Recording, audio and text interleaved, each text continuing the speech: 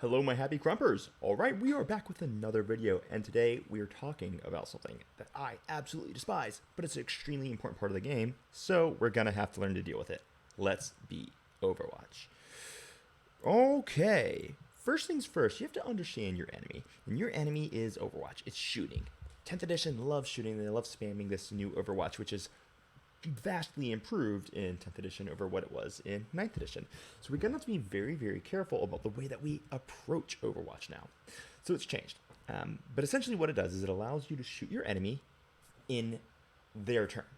So what happens is in your opponent's movement phase, right before they start moving a unit, or at the end of that unit's movement, if you have a unit in your army that is within 24 inches and can eligibly shoot them, then you can shoot them.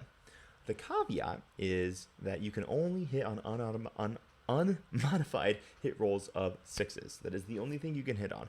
You cannot apply any hit modifiers or any ballistic skill modifiers. You only hit on 6s. However, you can still do things like have exploding 6s or re-rolls, things like that. So that is the caveat. So it's a 24-inch range limit. It's when your opponent starts a move or ends a move in the movement phase, or starts or ends a charge in the charge phase. Now, there are some really interesting caveats that people just don't quite understand because this rule is super complicated in 10th edition, so we got to break it down for you here. What turbocharges Overwatch? What makes it really, really good about 10th edition? Well, when you have an Overwatch unit that has Torrent, it auto-hits, so you don't have to worry about only hitting on 6s. You're essentially just getting a free shooting phase.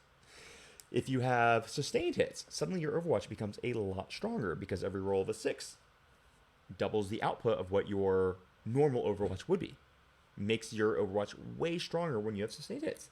Lethal hits. It's going to help you maximize your potential. So if you're shooting at an enemy, every hit roll will automatically wound, so you'll get much more conversion.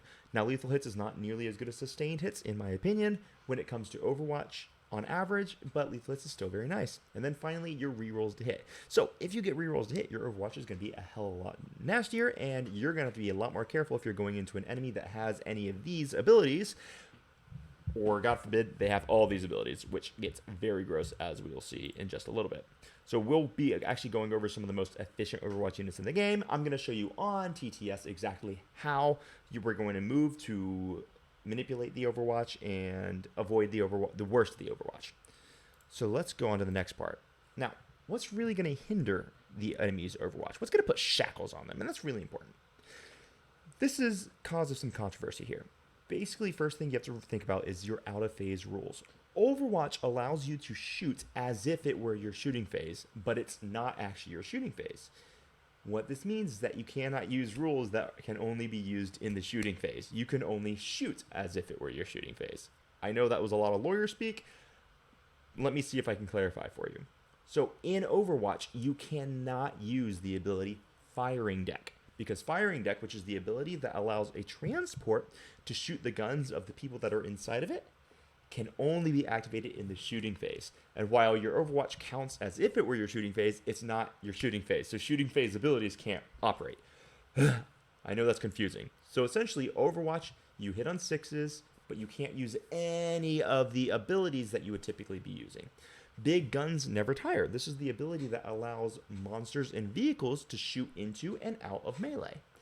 Now, this is a controversial one, but rules as written, Big Guns Never Tire is actually only active in the shooting phase. So if you're a monster, you cannot Overwatch out of melee. You cannot Overwatch someone after they've completed a charge into you, because you can only shoot into combat in the shooting phase using the Big Guns Never Tire rule. Doesn't work in Overwatch. That is rules as written. Now, this will get a little confusing for people because some tournaments, such as the WTC, which is the main tournament style that I play, has a FAQ written in their tournament packets that say, screw it, we disagree with Games Workshop, we will allow this in gameplay. Now, personally, I think it's dumb. I don't think they should have chosen to do that, but they did. And overall, I like the way that they played the most, so that's the way I play. But this is very important for you to understand that if you're playing on, say, Games Workshop terrain, and you're not playing with one of these weird special, like, FAQs, Big Guns Never Tire cannot be used in Overwatch. Just like Firing Deck cannot be used in Overwatch. And this leads to some other really interesting things. Like, technically, you can't even use pistols either, because the pistol ability is only eligible in the shooting phase to be used in melee. So it's a little bit funky the way it's worded. I don't think anyone is ever going to be mad at you for using pistols in Overwatch, but technically you can't really use the pistol special ability, which lets you shoot into melee. You also cannot use any other abilities that only activate in the shooting phase. For example, if you have a Whirlwind tank, when the Whirlwind tank shoots you, it forces a battle shock test upon you. But in Overwatch, you can't use your abilities because that ability can only be activated in the shooting phase.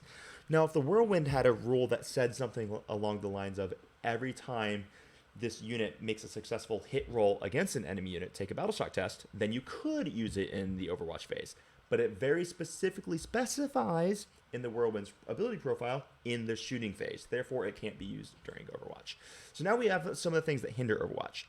Before we get into TTS, where I'm going to show you how to move and everything, and before we start talking about all of the units that are really specifically tailored towards Overwatch, let's talk about some controversies around Overwatch. This is a really big deal, and no one really knows the correct answer because the rule is very sloppily written, and it's just something that, honestly, TOs are going to have to call. Basically, there's three stances here. Some people think that you can not Overwatch twice in a turn due to the way it's worded. Because Overwatch is worded very differently than all the other stratagems in the game. Most stratagems in the game say once per phase. Overwatch says once per turn.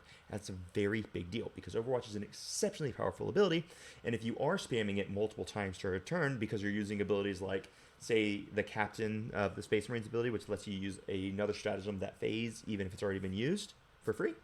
If you can spam Overwatches, it causes a lot of problems for just the way the game operates in general. So it's a bit of an issue.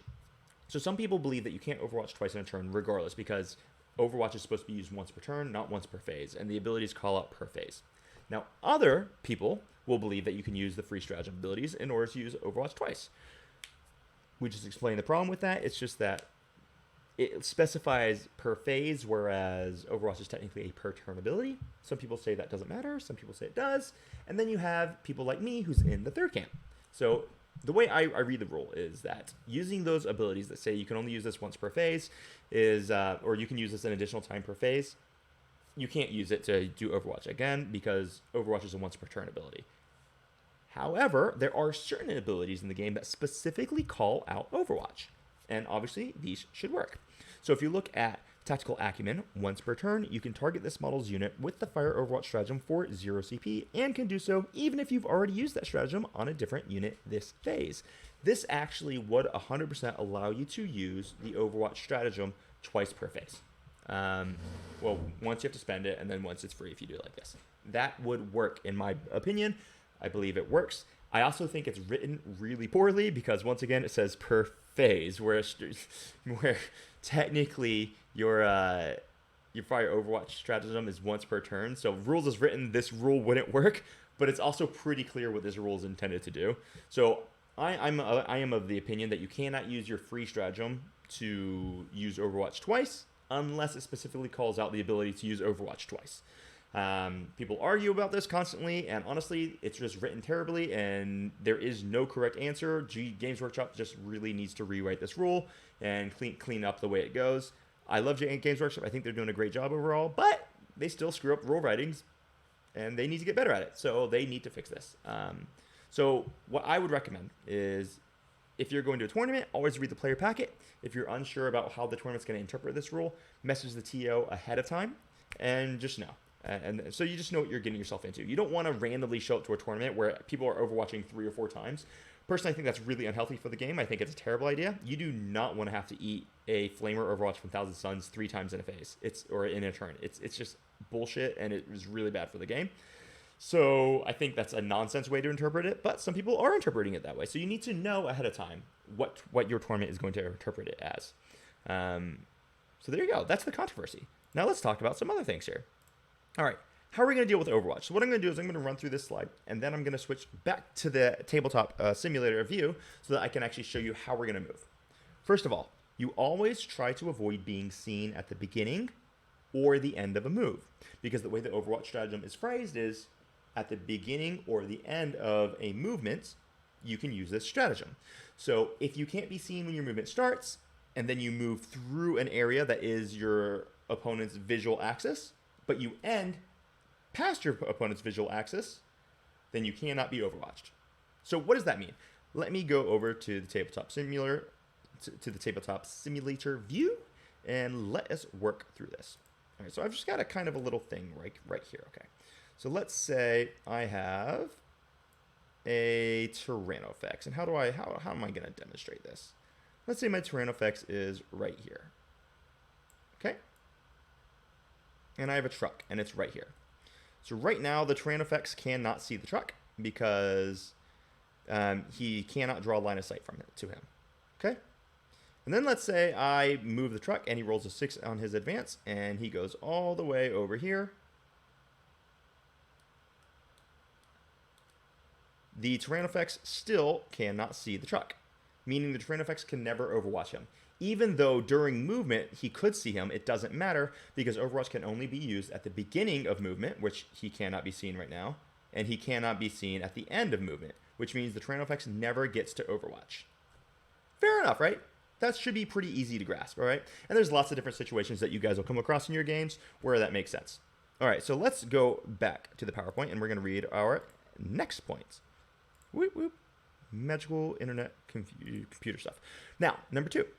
Avoid being seen at the beginning of a charge. The end of the charge is irrelevant because, as we said, you cannot use big guns never tire in Overwatch unless you have a very specific tournament ruling that is saying we're not using Games Workshop's rules, we're going to make up our own. Which some tournaments do that, and I participate in some of those tournaments. So I'm not saying it's necessarily a bad thing, but you need to know if they're making up their own rules or if they're playing rules as written for Games Workshop. So, avoid being seen at the beginning of a charge. This is very similar to what we did in 10th edition, or in 9th edition, where you would just charge through buildings. If you guys are unfamiliar with that, let me show you on Tabletop Simulator real fast. This is basically very simple. So if we have a Tyrannofex, and he is hanging out right here, okay, let's just say he's right here. And I'm going to take these Beast Snagga boys, and I'm going to put them on the back of the wall, right behind the Tyrannofex. So, essentially what happens here is if I charge them through the Tyrannofex through this wall, it's a 6-inch charge, the Tyrannofex never gets the opportunity to overwatch me. Unless you are playing one of those different tournaments that have ruled outside of the way Games Workshop has written their rules. Which does happen, and once again, I'm not saying those are bad tournaments, it's just what they're doing. They're not playing the rules that Games Workshop wrote. So, at this point in time, these Beast Snaggas have successfully completed this charge, and the Tyrannofex was never able to overwatch them. Good? Perfect. Let's read the next rule. Back to the PowerPoint. Okay, so number 3. Bait your opponent into using Overwatch with a less efficient overwatching unit, or into a more resilient / less important target. How do you do that? Well, let's say your opponent is going to have one unit that they want to be overwatching with every single turn because they have a really strong overwatch, like the Tyrannofex, which is what we're going to use in this example, because it has a flamer that's high strength, high damage, good AP, and you can't get cover from it. So let's say they know they want to use Overwatch on that unit, but you are going to try to tempt them into using Overwatch with a different unit. Well, how do you do that? Well, what we're going to do is we're going to offer up our opponent multiple juicy targets. And if you know that you have to get into the Tyrannofex this turn, and you don't want to get overwatched by it, you're going to have to figure out how do you convince your opponent to overwatch with another unit. Let's see if we can demonstrate how we would do something like this. All right, so let's just say, for example, I'm going to move some of this stuff around. We have a Tyrannofex, and he's hanging out right about here. Boom. Just being all cool and stuff. And then we're going to say that our opponent also has a Exocrine, and the Exocrine is hanging out right about here. Your opponent desperately wants to be overwatching with his Tyrannofex because the Tyrannofex has a very, very good overwatch. So we need to figure out how do we get this Exocrine to do an overwatch. Well, instead of the Tyrannofex, because we do not want that Tyrannofex to be overwatching us, because let's just say he would just delete this unit of Snaggas that we're going to use to tie him up. So let's go ahead and I just got to move some guys around. Somehow our Beast Snaggas are right here, so the Tyrannofex can clearly see them, and it's the movement phase right now, and we really don't want the terrain effects to overwatch those, or even let's say it's the charge phase, and we really don't want the terrain effects to overwatch the Snagus. Well, one thing I might do is I might move my Squig Hogs up into line of sight of the Exocrine. Now, the Exocrine has a much less efficient overwatch because it only hits on 6s, unlike the terrain effects. And since I'm not infantry and I'm mounted, he's not going to get the exploding 6s that Tyranids inherently get. But, however, your opponent's going to know that these Squig Hogs will destroy this Exocrine. Exocrine's got no chance at living. And the Exocrine has a flat 3 damage gun, which is going to be amazing for targeting the profile of the Squig Hogs, which have 3 wounds each. So by moving up here, you present your opponent with a choice. Before you move your Beast Snaggers, or before you charge them or anything, your opponent is going to have to make the decision whether or not they want to do an Overwatch to try to kill a couple of these Squig Hogs before the Squig Hogs get in, because it's going to be like D6 plus 3 shots, and I think it's blast, so he's going to get an extra shot on it. He knows that he's going to be able to have potentially some benefits from it. So it's really an interesting decision that you present your opponent with. Does he try to kill a few of these Squig Hogs to preserve his Exocrine? Or does he just say, screw it, my Exocrine's going to die, and then he'll Overwatch over here? Either decision your opponent makes is going to be good for you, because you put your opponent in a position where he has to make a decision that is hard to make. In all reality, the correct decision is to do the terrain effects, but oftentimes your opponent will panic and they will do the Overwatch here, which is a poor decision, because he's going to hit once, maybe twice, and then it's going to be 2 wound rolls of 3 ups. He's going to pass one of them might fail, and then if you have a 5-up invuln, perhaps you pass it. Maybe you don't pass it and it's flat 3 damage, but your Squig Hogs have a 5-up feel no pain, so it's unlikely that one shot will kill one Squig Hog.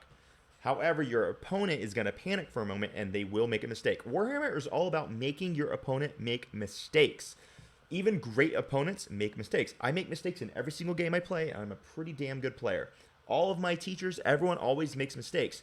Your job is to force your opponent to make mistakes. So put them in bad situations to force them to waste their Overwatch. Now let's go over the last point that we really wanted to talk about today. The last point, let me just switch my view, is right here. Deny Overwatch altogether.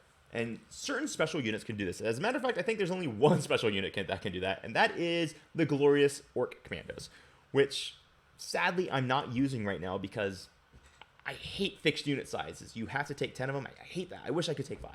And I really hope that gets fixed when the codexes drop. But this is a really powerful ability, because suddenly you can just run those commandos anywhere on the battlefield, and your opponent just cannot Overwatch them. You can tag Beast, you can do whatever you want, which just screws up your opponent's game plan.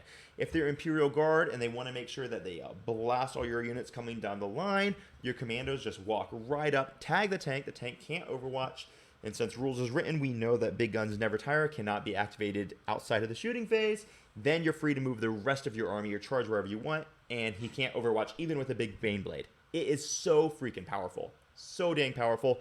So use army's units' abilities. Commandos have a very strong ability. Some other units might have abilities that are missing it, but I'm pretty sure that's fairly unique. So what I want to do now is I'm just going to go through some of the better units in the game as far as Overwatch is concerned. Just kind of give you an example of what you're looking for when you're thinking about what is a good Overwatch unit. These might not be the absolute top best in the game, but they're all pretty damn good. So let's just run through some of the numbers. You have Obliterators. The Mark of Nurgle is actually not necessarily not important here, because Overwatch means you can only hit on 6s. So if you're exploding on 5s, it doesn't really matter. So I think I'm actually just going to delete that. Let's say that they're undivided here. Actually, I didn't calculate with wound roll. So we'll just say no. Don't worry about the mark. So an Obliterator unit is really, really powerful. So they're going to choose their Strength 8, AP 2, Damage 2, D6 shots, Blast profile. And I calculated this into Marines with cover. So on average, they're going to kill 5, 6, or 4 models. These are the most likely outcomes. The average is done with the mean. That's why the average damage doesn't really match up with the amount of dead models. So just don't worry about it. So the 5 dead models is going to happen 15% of the time, 6 dead models 14, and 4 dead models 12% of the time. There are other options, and there's different percentages. So that's what we see with that. Then we're going to look at flash gates, the humble flash gate. The humble flash gates have a very strong Overwatch. Why do they have a strong Overwatch? Well, it's for the exact same reasons that the Obliterators have a strong Overwatch. Because these guys are going to be getting full hit rerolls. So when they Overwatch, yes, they're only hitting on 6s, but those 6s explode, and they get full hit rerolls. So they get another try. So think of it this way. If you have 18 shots and you Overwatch, on average, you're going to hit 3 times. Right? 18 dice, 3 of them should be 6s just on average. Now let's do this. Let's say that we have an Overwatch with exploding 6s. 18 shots, you hit 3 times, that's 3 explosions, so you get 6 hits. So you literally double your output. Now let's do it this way. 18 shots, you hit 3 times, that gives you 6 hits, and then you get full hit rerolls. So you're going to keep those 3, and then you can roll 15 dice. You're on average going to get 2 to 3 more dice, which is going to double again. So you can get, instead of 3 hits, you're going to be ending up with 10, 11, even 12 hits. And it makes things much, much stronger. Flash kits have 40 attacks, so kind of extrapolate the math from there. So into humble Space Marines, they're going to be killing on average 6, 7, or 5 models, which is a really dang big deal. Eldar nonsense, very strong. And that's just because Eldar are straight up nonsense, and they always have that stupid fate dice, and those spirit shears which can flip things, they just suck. So Eldar nonsense is going to cause mad damage, but everyone knows the problem with Eldar. We don't need to dive into that. What does the Tyrannofex does? Well, into Marines, he's going to be killing 3, 2, or 4, which is quite dang good, especially when he gets to shoot twice, right? Because he's going to shoot in his shooting phase, and he's going to be overwatching every single turn. So that's a pretty dang good Overwatch. Then we look at what I think is probably the Mac Daddy. You have Rubric Flamers with Armin. So these guys, D6 shots each. Strength 4, they're going to be +1 to wound with an AP of 1, and they're going to ignore cover, which is a really big deal. So they're going to be killing 6, 7, or 5 Marines on average. Can they kill more? Absolutely. Can they kill less? Absolutely. But this is a very, very strong way to do it. So there you guys have it. That's Overwatch. Overwatch is confusing. The rules get a little bit funky at times. But when you counter Overwatch correctly, you know how to play against it. And remember, the way that we're going to counter Overwatch correctly is that we are going to always try to avoid being seen at the beginning or in the move. We're going to avoid being seen at the beginning of the charge. Unless you're playing into one of those weird tournament sets like WTC that allows big guns never tire, then you have to be careful about ending the charge as well. But it's just different rules than what Games Workshop wrote. 3, you want to bait your opponent into using Overwatch with a less efficient unit or into a more resilient or a less important target. And we demonstrated that by using the Squig Hogs and the Beast Snag as an example. Or 4, just deny Overwatch altogether because you are pretty freaking awesome. I do have one last thing I wanted to mention on Overwatch, and I meant to talk about it slightly earlier, so I'm going to do it right now. We want to counter the Overwatch's offensive use. Now here's the deal. You are screwed when your enemy overwatches you, because you can't use defensive stratagems, because most defensive stratagems are actually activated in your enemy's shooting phase or the fight phase, right? So let's say I have my orcs and I want to use Artisan Nails to make myself -1 to be wounded. Can't use that when your opponent overwatches you, because that's in the movement phase, and Artisan Nails can only be activated in the shooting or the fight phase. That's really dangerous. So you need to be aware of that, of why your enemy's Overwatch is so damn strong, because you can't activate your defensive stratagems most of the time. Necrons, for example, they can only activate their reanimation protocols when they in the shooting phase or in the fight, when a model dies in the shooting phase or the fight phase. So that is pretty cool. And actually, so this is just very, very strong, right? This means that you're basically always going to know where the enemy is going to be putting their units. And technically, there is a range limitation on Overwatch. There's 24 inches. Yeah, I actually did want to talk about that one more thing. Sorry, guys, I missed this. So let's go back to the TTS view real fast. We'll go live here. And I do want to actually mention this before I let you go. So here we are. Let's look at this empty map. We know our opponent has a Tyrannofex. Where does he go? Say we're the orcs and we're deploying in the red line, and our opponent is Tyranids, and he's going to deploy in the blue deployment zone. Look at this map and just tell me where do you think that Tyrannofex goes. Because as far as I can tell, there's 2 options and only one good option. And that means that I already know where my opponent's Tyrannofex is going to go, which means I know how to deploy to counter it. This is just a little bit of what we need to talk about when we're talking about deployment, how to get better deployment in general. The only real option for your opponent to deploy that Tyrannofex is literally right here. That's where it has to go. I mean, maybe it can go right here. Those are your two real options. And why is that? Well, because on this map, if your opponent deploys this turn effects right here, he can move up here. And this will give him line of sight to here and line of sight to here, which means that we can move up this side pretty easily and then go into a long bomb charge or even walk up through this or coming around. It means that he can't harass us as we're advancing up the board. He can only harass from this area. If you guys can see my line. Let me zoom in. So that's not very great.